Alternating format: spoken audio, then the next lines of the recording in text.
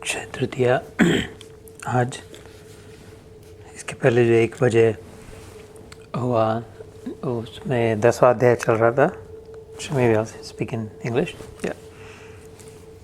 So they're asking what is Akshay Tritiya, what is the significance. So just we didn't take a lot of time, and even now this isn't about. We do want to get back to the Gita, but again the power of the words. Kshay is cancer, really. Kshay rog. Cancer is called Kshay rog in Sanskrit. Akshay is the opposite, a non-degrading.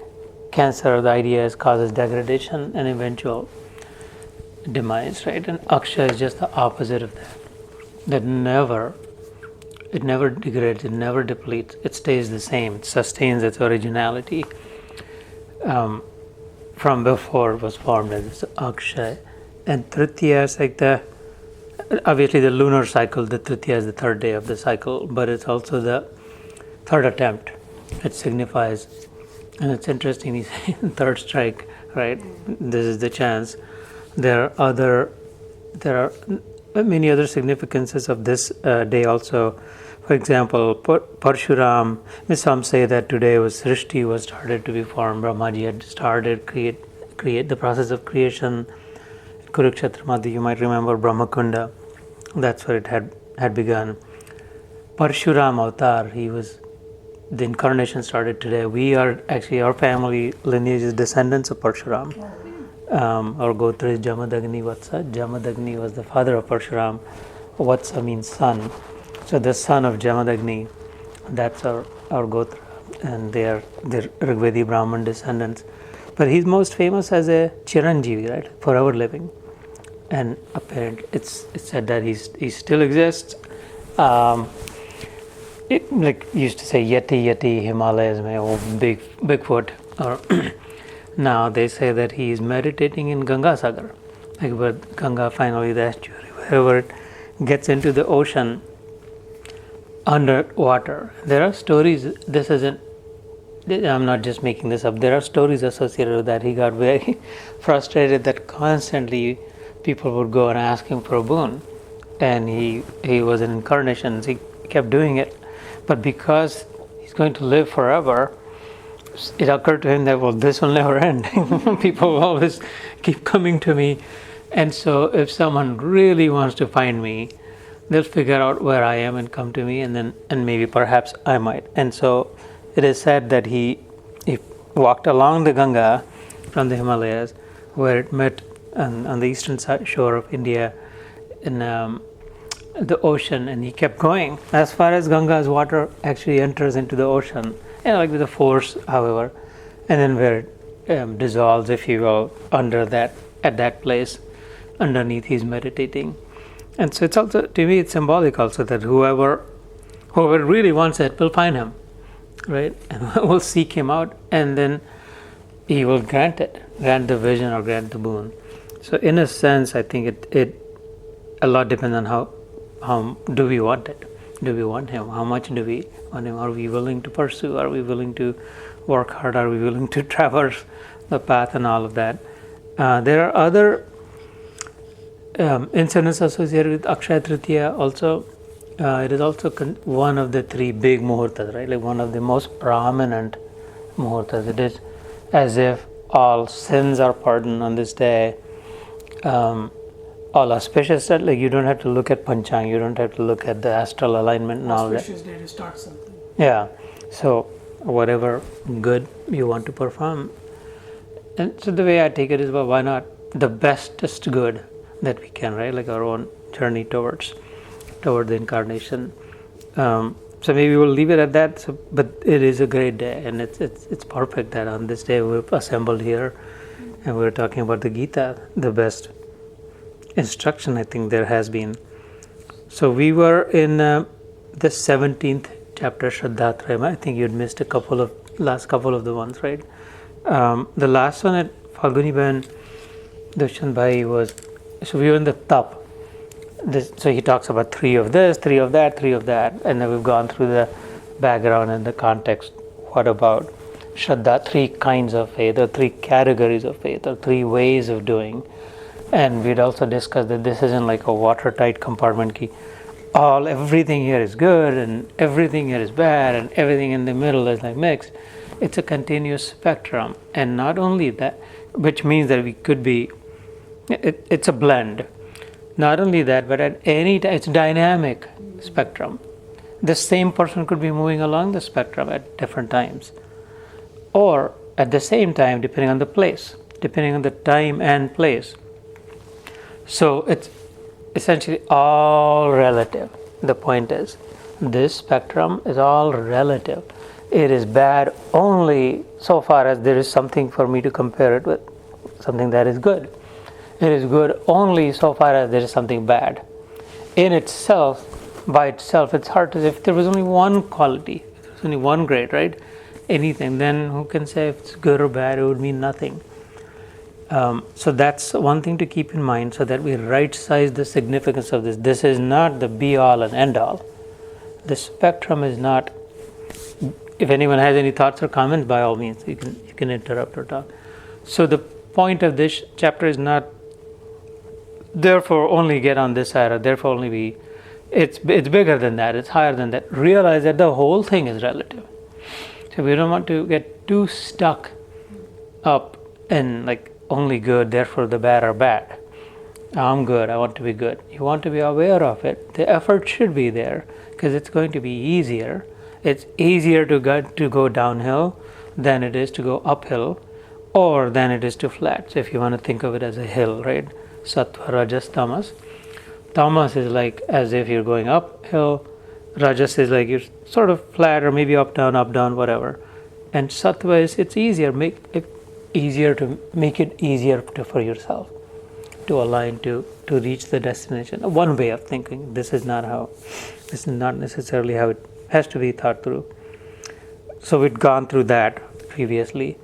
The other thing we discussed was, in talking about this, was for the same person, depending on the time, like what was good yesterday or day before or the last year, 10 years ago, what felt really good, I really liked this.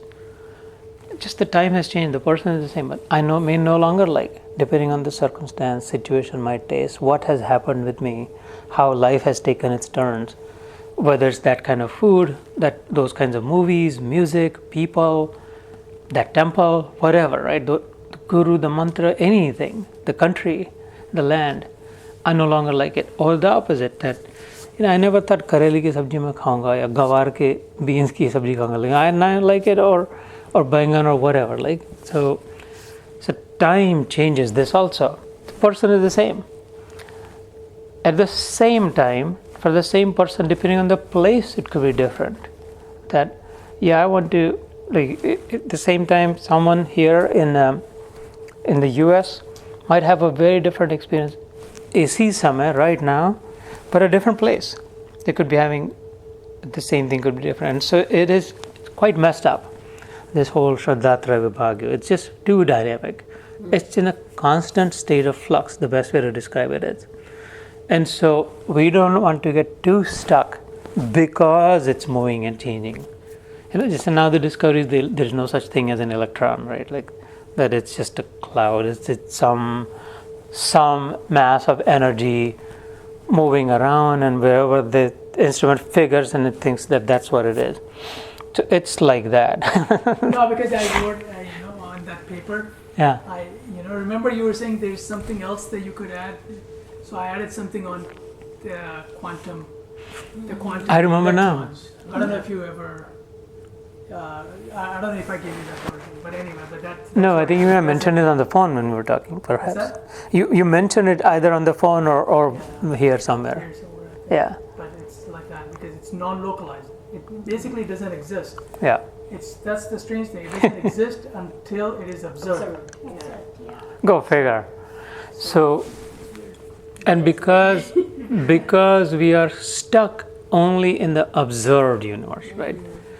Seen to be believed. We're so stuck to whatever is seen to the point we can't even think of, or don't even think of what is the unseen. And therefore it's all real. because I'm observing it. I see it. What do you mean it doesn't exist? I see it. Okay, well then it's real, I guess, for you. And so because we're so tied to that. Yeah, I mean, it's also because you can't, this is the limit, right, of what we know. And it's hard for the human mind to imagine beyond what is this, right? Because this is what is actually in our face. And it feels real, it tastes real, everything like that, right? So you have to have a higher mind to kind of say there's got to be something more than this, right? And there's thousands of examples around us to think, but we don't, because we don't see them. That's right. We don't think of them. Like the sky feels like this. That's all there is to it. It's like a ceiling, or right, like a roof above us. But it's not. But not only that, but there's just so much beyond that. But the ocean, the skin of the ocean, the layers look like that's the ocean. But that's not. I mean, it's just the thinnest skin imaginable of the ocean. There's just so much more because I don't see it. The body, whatever, anything for that matter, right? Like what appears to be. And so it is with this chapter. I think my interpretation of it is that the main idea for me out of this was to not get stuck anywhere, but be aware of it. Not get stuck doesn't mean, no, therefore I don't care. Be aware of it so that we can be smart about it. We can make the right choices. We can make it easier for us, right? If there are two ways for me to go to a place, and one is an uphill and one is a downhill, it could be a different way of going, and one requires me to why wouldn't I choose the one that's easier for myself? It's kind of like that. And that is a natural. So also, what is downhill, if you think about it scientifically also, is the natural. Like naturally, due to gravity, which is a force of nature, downhill is natural, essentially. Uphill is not natural, uphill is unnatural. And so it's going to require, and so therefore sattvikta, in fact, is actually natural. To be sattvic does not, contrary to what people believe. That's very hard to be always very true. And it's right. Yeah, it's not actually. It's our nature. Yeah. It's our mere nature. And it starts to feel good. Once we acclimate, once we get into the habit of being good, it starts to feel good. The more we feel good, the easier it becomes. And then the more fun it is, then we do more of that. Because in Rajasikta, for example, there is so much effort. We have to constantly try. But we do try because the goal is on something bigger. I'll get this, I'll get that, and this, that. And even in Tamasikta, there is tremendous effort. It's like, how difficult would it be to drive the wrong way on a highway? Like, it would be very, very hard. And how far are you going to go? No matter what, right? It's easy to be in the lane and keep going. Yeah, no, I was going to add that, it's interesting because we have these patterns of behavior, right? In that, someone's insulting you, you insult back or you fight back. That's kind of the mainstream norm after a certain point. People have different tolerance levels. But I recently had an experience, and I was telling Geeta that it was the first time that I remained so... Okay, so we're back on track then. So we'd gone through a lot of that previously, and then there were, at the time where we left was about tap, 3 kinds of tap, right? So again, the idea was, in this chapter, main idea is to remain unstuck by understanding where one can get stuck. It's better to be stuck in a place where you can get out of. It's easier to be stuck in a little bit of water than being stuck in the mud, than being stuck in the quicksand, for example. And hence it is sattva, rajas, tamas, but it is still being stuck. Ultimately, we've got to get out of it altogether. And so for that, we're expected to perform tap, basically working hard or work towards the goal. And we'd gone through sattvic tap, manasik tap, sattvic, rajasic, tamasic. We'll get to that, but the top of the body, top of the vani, right, and then the top of man, the mana prasada, saumyatvam, maunam, atma vinigraha. We've gone through all of this, so I will not, otherwise we'll just be doing last times. But this time where we pick up is 17, we finished 16. Shraddhaya paraya taptam tapastat trividham naraihi afala kankshibhir yuktaihi satvikam parichakshate. फल को न चाहने वाले योगी पुरुषों द्वारा परम श्रद्धा से किए हुए उस पूर्वोक्त 3 प्रकार के तप को सात्विक कहते हैं. Is it the 3 kinds of तप, which was what? The शरीर का तप, वाणी का तप और मन का तप. We don't have to go back to those 3, do we? Like what was that, right? Like, I think we were on. We were driving. We were driving. Yeah. And so Shraddha, for the first thing, like when you believe in it, when you have faith in it, so someone who is doing whatever they're doing with faith, right?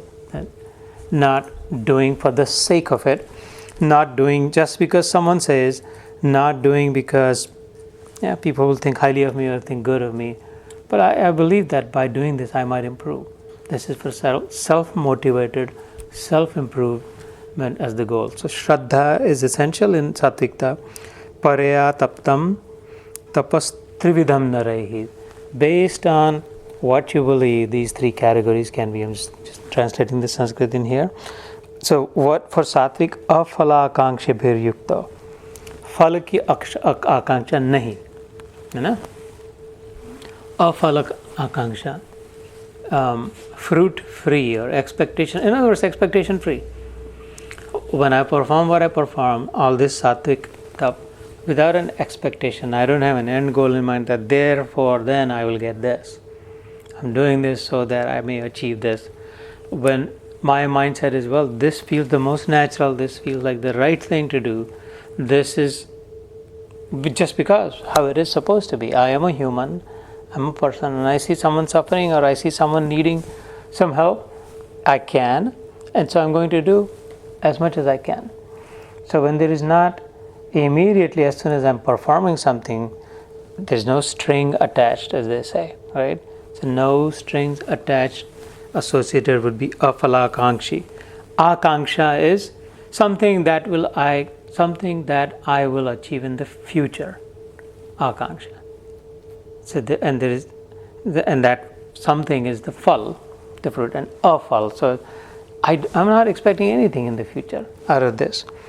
So in the moment, just for self-improvement, sattvikam parichakshate. So that is sattvic, fruit-free, if you want to think, expectation-free.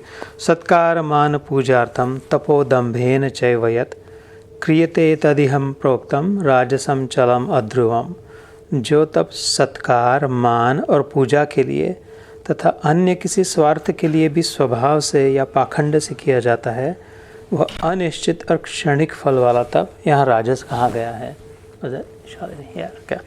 सो सत्कार, मान, पूजा अर्थम. सत्कार, हार पहनाना, it's like we can name and fame it. Satkar, mana, puja, artam. That I be honored, I be worshipped. Or even, hey Shalini. Hi, how are you? Good. I'm gonna change and come back. Carry on, but play. Absolutely don't. No. I'm sure your parents will catch you up on it. Satkar, man, puja, artam. Artha is prapti, wanting to achieve something. So when it is driven by, when it is motivated by one of these 3, then we're getting into the rajasic territory. Like anytime, any expectation, any strings are attaching, even if it is hard work. Tapo dambhena yena chaiva. Dambha is show, drama. So I'm doing all this big charity, big pandal, big money donated, big contacts, I'm taking like whatever, a month off, I'm doing all this, that. So my name is on the plaque or on the board or that in the newspaper, or that people will do this, or there is a brick put on there, any of those show, right, drama, or like the pictures, people do take pictures or movies or social media, all of that falls under the rajasic category, for example. Kriyate bahula hasham, like a lot of effort taken for that. Tadiham proktam rajasam chalam adhruvam. That kind of performance of penance is chalam adhruvam. The trouble with that is that it does not stay. Adhruva is pakka rehna. It is uncertain also. first of all, you don't know whether you'll get it or not, whether that will achieve the result that you want or not. The one thing is sure that if you do get it, it will still fade away also. You will lose it also. That's the end result of Rajasikta. And that's why there is just like so much frustration. When you see the Rajasic mentality, there is desperation first to get what we want. And then once you have it, there is so much frustration that I don't want to lose it, or that this is not staying with me, or this is not the way I wanted it. It is the way I wanted it, but it's just not sticking around. It's not leaving me. So again, what kind of a life is that? First of all, a lot of hard work, a lot of effort. Until I get what I want, I'm desperate for it. Once I have what I get, I'm frustrated or anxious about it. And so that negative underpinning is constantly there. On top of there is a lot of hard work also. And in the end, this isn't the end goal anywhere. It's not like that's ultimately going to put you up anywhere. So that's Rajasikta. And then, so it's like, if you want to think about these three as selfish, selfless, sort of the opposite completely. Selfish will be thinking of myself alone, right? Selfless will be thinking of everyone, including me, the whole system. Whatever is good, whatever is helpful. And then tamasic would be just negative, just essentially negative, destructive, if you want to even think about that. Okay. So we're now getting towards tamasita. Mood grahena atmano yat pidaya kriyate tapaha parasyot sadhanartham va tat tamasamudayatam. जो तप मूढ़ता पूर्वक हठ से मन, वाणी और शरीर की पीड़ा के सहित अथवा दूसरे का अनिष्ट करने के लिए किया जाता है, वह तप तामस कहा गया है. अनिष्ट, इष्ट is good. We say ishta dev. This is anishta is the opposite. Hita is beneficial, and so hita is like ishta, and ahit or rahit, anishta will be the opposite. And so whether or not I get something, whether or not I win it, I don't care at this point. I'm going to make sure that you don't win it, you don't get it. If I can't have the White House, or I can't be the president, no one can have it. Okay, then if I'm going down, I'm taking everyone down with it. That's tamasikta. That's beyond selfish and selfless. Selfish is okay in the sense that it's born out of ignorance also, that okay, I want to give more for myself. But tamasic is downright, outright, absolutely prohibitive, which is why I called it the wrong way. No? So if on the highway, then sattvic people, imagine them driving in their own lanes, most often in the right lane or whichever lane they're driving. Rajasic is constantly cutting to get ahead, constantly braking, accelerating, cutting, regardless of. And tamasic is like figuring out the risk, then how can I get people almost hit or almost into an accident or almost. So just for fun or whatever, out of ignorance. So and so you can imagine which one is a peaceful journey and who has a higher chance of reaching the destination also. Never mind the speed, but there's more assurance in the one who's driving in their lane of reaching there, right? Than swerving.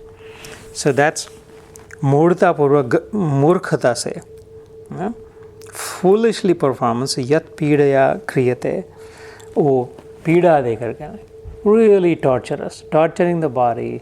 I think this might work. I'm going to try this. I think this will work, and I'm going to try that. And like just apne man se kuch, it's just too much torturous path.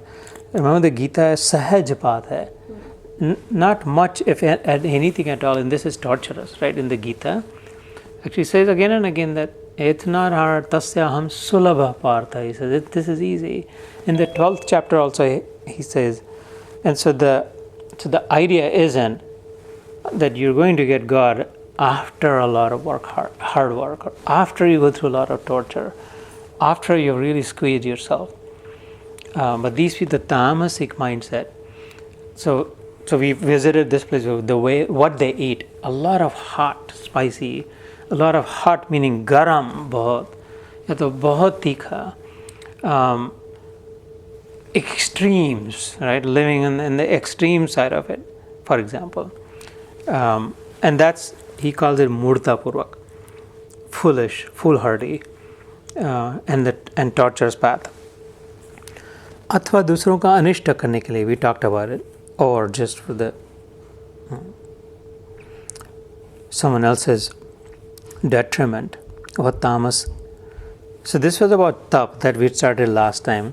Now he talks about dan, right? Giving. Datavyam iti yad danam diyate anupakarane. So similar thread you will see in it.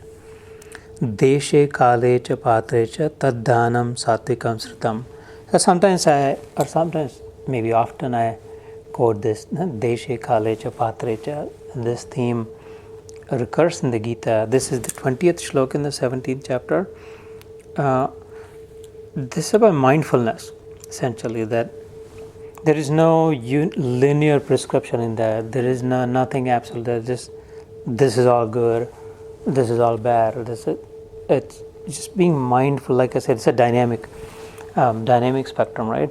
And so giving is good, is not what the Gita says. Just give. As long as you're giving and giving and giving, you're being good and good and good. That's not what the Gita says. In fact, it says mindful giving. Eating or less eating or more eating. No, mindful eating. The 6th chapter, in the 17th chapter, we just saw this also. In this chapter itself also, like what you eat, how much you eat, when you eat, how you eat, all of that. It's all about being mindful, thoughtful. So, in terms of giving, it's a deshe kale cha patre cha. Giving is good. First, it is established that giving is right, giving is good, giving is fundamental, and giving is supported and upheld. However, just giving alone is not. You must be aware and mindful and thoughtful. Be responsible. This is a matter of accountability, right? Ultimately, we are a part of the system that's around us. We are in, and we can only uphold the integrity of the system that we are a part of if we're mindful of it, if we're thoughtful of it. So it's like, look at Desh, at what place, look at the time, and look at who you're giving to. By Desh, it doesn't obviously mean country or nation. In the time and place, as we say, this is not the time for it, we say, right? This isn't the place for it. It's unworthy of it. Just because someone is begging may not mean that they're a beggar. So be smart about it, right? There's not a place in the Gita for being dumb. It suggests being smart. Again, I invite any of you at any time to say anything about any of this. But this thread, deshe kale cha patre cha, this is threefold view, 3 lenses, just like this iPhone has the 3 lenses to the camera. He says that you should be constantly filtering your actions through these. That is this appropriate? Is it incongruous? Right? Is it properly timed? Any action, including giving. So he's sung the glories of giving at the beginning of this chapter. He says, giving, you must never stop. And no matter who you are, no matter where, how, giving should be the default setting. Yajna, dana, tapa. These 3, he says, they should always be in your default setting. Those 3, yajna, dan, or tap. By yajna, he does not mean like light a fire and put lai batta in it. The performance of duty, performance of dutiful chores with the intention to learn from it. Yat jna. It's a learning mindset, learning lens on it. Don't just do for the sake of doing. Be thoughtful about it. What am I learning from it? So, yeah. These 3, tamasic, rajasic, Sattvic, and we've learned a lot of differences between the 3, and Gita goes into detail, right? I mean, what they eat, how they behave. Yeah. And the fact that we have components of all 3 within us. But how do we move from one to the other, right? And that how part is important, and that's, from my understanding, how is through mindfulness, because it's not going to happen automatically. Just recognizing it is not enough, right? Or is recognizing mindfulness? Well, it is, but recognizing it in a theoretical way is not enough. I guess what I'm saying is, mindfulness is like, okay, you catch yourself doing it. You catch yourself driving like this. And you say, okay, that's what I was doing at least, Yeah. Recognizing and then acting on it, right? And then acting on it. So Yeah. maybe that's the how part. Yeah. Because definitely Gita goes a lot into the detail, like what you can eat, so at least to be able to recognize it is important. Yeah. At theoretical level initially, but then on a practical way. Yeah, absolutely. Again, feel free to chime in anytime. The intentionality behind it, right? Essentially, this chapter, in fact, might as well be like the intentionality chapter. Ultimately, again and again, he's saying that we do know what our intentions are always, right? And so it's driven more by the needle mover is with what intention was it given. Like we saw between Rajasic, it was all about it, me, my name, my fame, my this, that.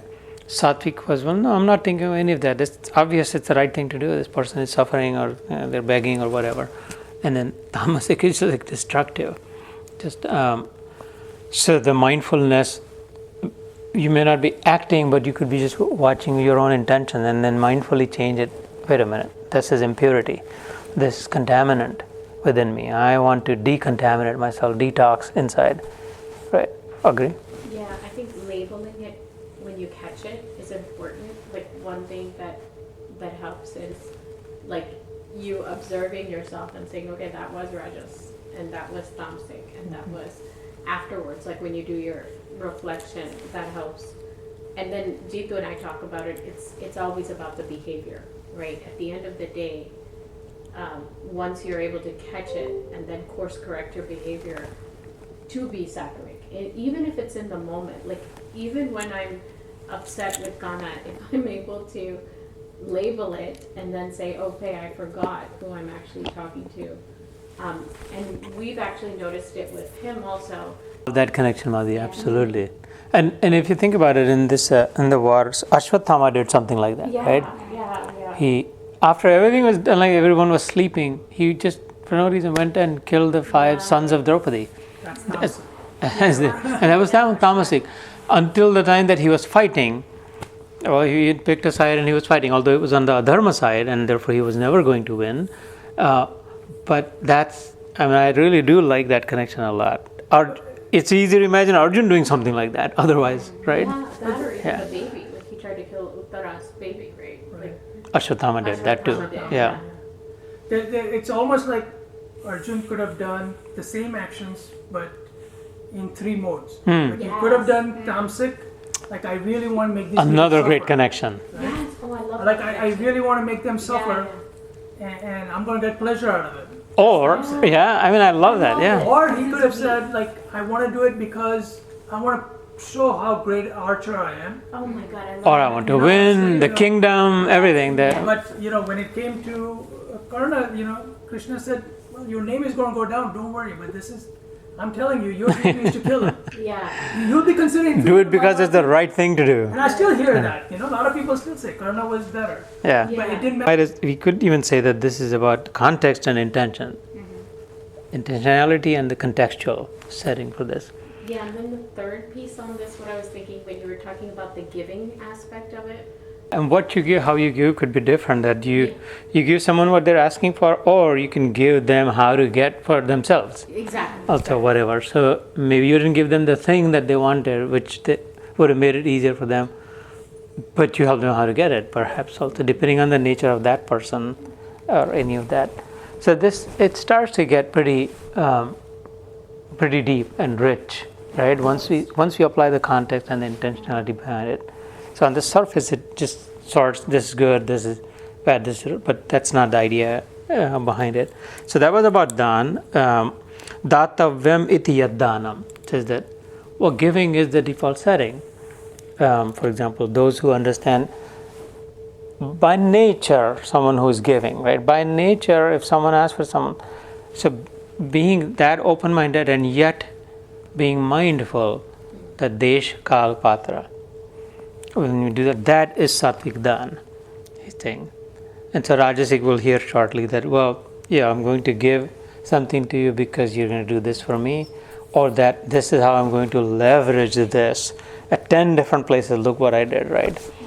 Or in the tamasic view, I'm going to give you this so you kill that person, or that you, or whatever, right? I'm giving this to you for free. So it depends again every time on what are you expecting out of it. It's directly linked to the expectation thread.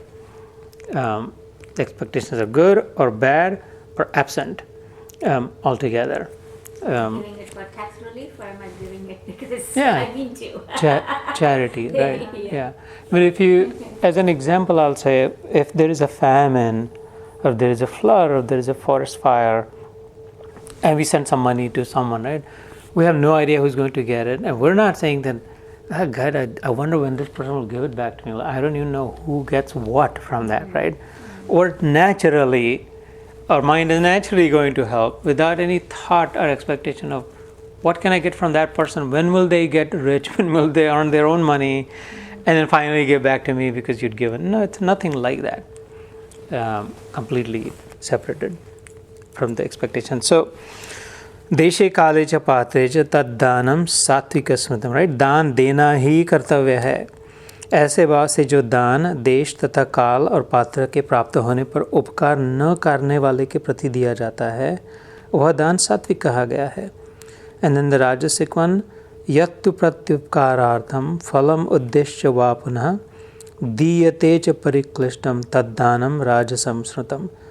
किंतु जो दान क्लेशपूर्वक तथा प्रत्युपकार के प्रयोजन से अथवा फल को दृष्टि में रखकर फिर दिया जाता है, वह दान राजस। ठीक है?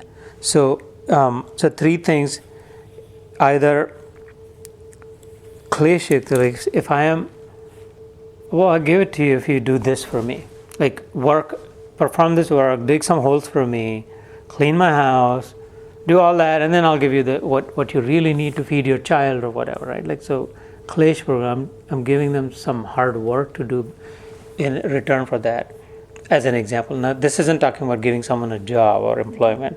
If someone is needy, expecting, or there is a personal expectation out of it, so you get the idea again. In English, reading it in English might make it even easier. Adeshe kale yaddanam apatrebhyas dikshate. So the opposite, and this was irrelevant, this was unnecessary, this was the wrong person to give money to. They could be, give more, send more to Putin, God knows what he'll do with it, right? It's possible that in Russia there are people suffering, and I've got plenty in surplus, I'm going to send my aid to Russia. It's going to go through the government mechanism. Be thoughtful, be mindful, be smart about it. What do I think is going to happen with the money that I sent to Russia? It'll never reach them, and it'll be more weapons of mass destruction against Ukraine, as an example, right? So that's adeshe kale apatrecha. And that's tamasic. That's downright foolish. That's ignorant. And someone could be on purpose giving that. China might, as an example, I know I am inserting a bit of political commentary on this, whether about the White House or this, that. But this is, if for China to claim that we helped Russia, well, what was done with your help? Or they had the intention, that nation, it's possible, maybe has the intention that I want you to fight more wars, create havoc across the world, and therefore the demand for my whatever goods and produces. So it's a very perpetrated idea, notion behind that. So even at the cost of destruction, that's tamasic. And a lot of negativity, I'll still perpetuate that, and that's tamasic. So that's the opposite of how we want to go. जो दान बिना सत्कार के अथवा तिरस्कार पूर्वक अयोग्य देश काल में कुपात्र के प्रति दिया जाता है, वह दान तामस कहा गया है. So asatकृतम avadnyatam. So one important theme I forgot in this is that because dan is considered a glorious act, right? An act of glory, like God is the giver, God gives, which makes God glorious. We would not care for God or worship God if He wasn't giving, right? Sun, nobody would worship if He held His sunlight to Himself. Anyone practically that we worship, it's because we have either received something or know that we are receiving or feel that we might receive something, including Guru. santa, whatever, whomever, right? So the act of giving makes one glorious, essentially. And so giving should be honorable, should be glorious. In our scriptures, in our belief, it is the one who is receiving is considered more honorable, because they're allowing the giver to be glorious. They are allowing the giver to opportunity. And I mean, there's other examples of that also. And therefore, the act of giving is supposed to be with honor. That whoever you're giving to has to be honored also, right? And so tamasic dan would be that someone that you're disparaging, you're throwing bones at a dog as if, here, get lost. I give it to you. Like, look, paisa phek dete, bhikari pe. And he's saying, even if you're giving to a beggar who needs the money, but if you're just disparaging or belittling them or cursing at them, then that's also tamasic dan. Because ultimately, so we talked about intentionality in this chapter, we talked about context. The third thing is feeling. How am I making the person feel with what I'm giving? I help the person, but I actually honor them and they're feeling so just overwhelmed with the honor. Not only did I receive what I needed, but I was actually honored also. I'm feeling a sense of overwhelm, feeling good about myself. And I'm feeling good in general, and that's the act of full giving. The complete package giving is leaving someone feeling good about themselves. That's the ultimate idea of giving. At the end of it, what we're trying to do in giving anyone anything is to make them not feel good, make them feel good, not about me, the giver, make them feel good about themselves. It's a very precise. Okay, by giving someone some drugs, I can make them feel good. That's not right. By giving someone a lot and constantly talking about me and singing my glories and telling them how hard it was for me to give, but still I'm going to give them, I can make them feel a lot good about me. That doesn't count. But if I give in a way that they feel good about themselves, that's when I hit the bullseye of the intention behind giving, right? And so what's suggested is how am I making someone feel about themselves? And so tamasic dan leaves the receiver feel terrible about themselves. That, yeah, I mean, what I'm such a right? So this is where the examples end, and we start winding down on this chapter. Om tatsat iti nirdesho brahmanas trividha smrita brahmanastena vedascha yajñascha vetah pura.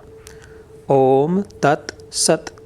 ऐसे यह 3 प्रकार का सच्चिदानंद घन ब्रह्म नाम कहा गया है. उसी से सृष्टि के आदि काल में ब्राह्मण और वेद तथा यज्ञ आदि रचे है.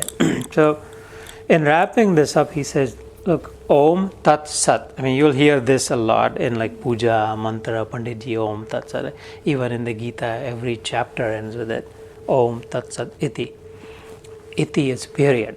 In full stop. End of story. And so Om Tat Sat Iti. So essentially by saying that, what whoever is saying it is saying is that Om is everything. Everything belongs to Om, period. Right? The Om is a symbol. Om is an icon, right? Om symbolizes the all-pervading Paramatma, God, whoever, however you want to say. Tat is that. And Sat is real. That alone is real. The all-pervasive reality, the Brahma or the Paramatma or the Bhagwan or the Krishna, however we associate with the final power, alone is real, is the meaning of this, Om Tat Sat. And so for example, the Gita or the Upanishads or Ved might end with Om Tat Sat. In the end, this knowledge, this work, task, chore, duty, whatever, in the end, he alone, it alone, or she alone is real. Everything belongs to that. Om Tat Sat. So he's reminding, and the way I process this is that let's not be fooled, let's not get too wrapped up, let's not get stuck somewhere in this, that, well, this is good, this is bad, this is ugly, or this, that. Well, the whole thing belongs to him. When I dream, right? When I dream, the good character, the bad character, and the mixed character, they're all in me. They all belong to me. The big wave and the little wave and all of that. And this little dot of gold in my nose, or this big Naulakar, they all belong to gold. It doesn't matter the name and the form. It's in that sense, it's Om Tat Sat. Because I want to get beyond the relative, I want to leap into the absolute, right? So technically, doesn't all relatives, Sanjeev, belong to the absolute, right? If you think about it, no matter what gradation it is, all relative is in and of the absolute, right? Essentially is what this is saying. Make sense? Yeah. I love this part about it. I have to say that this is one of the reasons why I love our spiritual beliefs. So. Yeah. Love it, absolutely, and that's one of the beautiful things about the Gita. Just one small nuance clarification, and I know you get it, but just to put it out there is no dark side to God. Yeah. And I don't mean it just literally. I just want to clarify how is that, right? Mm-hmm. I'm not saying this because I'm a devotee and I want to glorify my God and I'm blind, like mera Bhagwan kabhi galat nahi ho sakta. There is only light in God. Yeah. Awareness of God is light, and unawareness or forgetfulness of God is the shadow. Mm-hmm. All demons, all negativity, all fear, all anxiety, all greed arises out of the moment I become unaware of God. And that feels like the demon that there is, or the shadow that there is, right? Otherwise, pure goodness, pure knowledge, it's only, it's free. Free as in like free of anything. Well, and freely available too, obviously. So, the dark shadow or the dark side of God isn't God's, it's our perception of God. And that perception created and holds on only to the extent that I become unaware of His fullness, of the whole reality of it. And the moment that unawareness disappears, the shadow also disappears. And it's replaced with light. It's not replaced with light. Light was always there. There was only light. And I had blocked off that perception and thought that this is wrong or bad. Any act that whether Ram performed or Krishna performed or anything, if I feel like that was wrong, that was bad. Like how could he leave his wife, send his wife and whatever, right? Like or whomever. How could he marry a 16,108 women or any of that? There's a shadow, there's a dark side. How did he kill Sugriv or Vali while hiding? Those are dark sides of Ram or dark sides of Krishna. That's my limited perception. That's my narrow perception. When I am able to fully open the aperture of my lens, of my consciousness, or when I will know the entire story, all and not just this narrow piece in the entire spectrum, that same darkness will disappear and then the fear will be replaced. No, but I guess tell me more about. I'm not saying about him as Ram or Krishna or any of that. Not in his avatar roops. But I'm saying if this is cosmic creation, right? Yeah, and so in this case, Ravan's acts, right, Kansa's acts, were born out of unawareness of the truth, God, yeah. Right? And so there are sun shadows. There are dark spots on the sun. Believe it or not, right? Like the sun has dark spots, but there's no darkness in the sun. It's when its own gases hide its own light from it. So it's momentarily created. Those dark spots are not like dark mass of land or anything. There's no black light, in other words.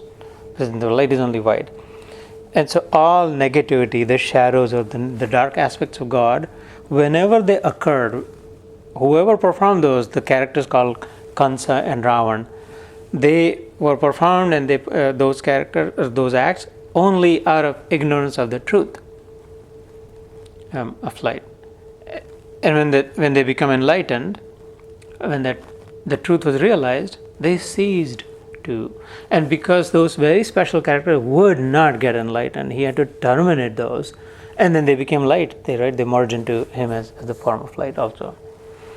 So, and I think what I'm suggesting is empowering, because the way to get rid of the demons, the way to move away from the dark or the shadow, is to just continue to use your continuous path of improvement keep going towards light. Tamasoma jyotirgamaya.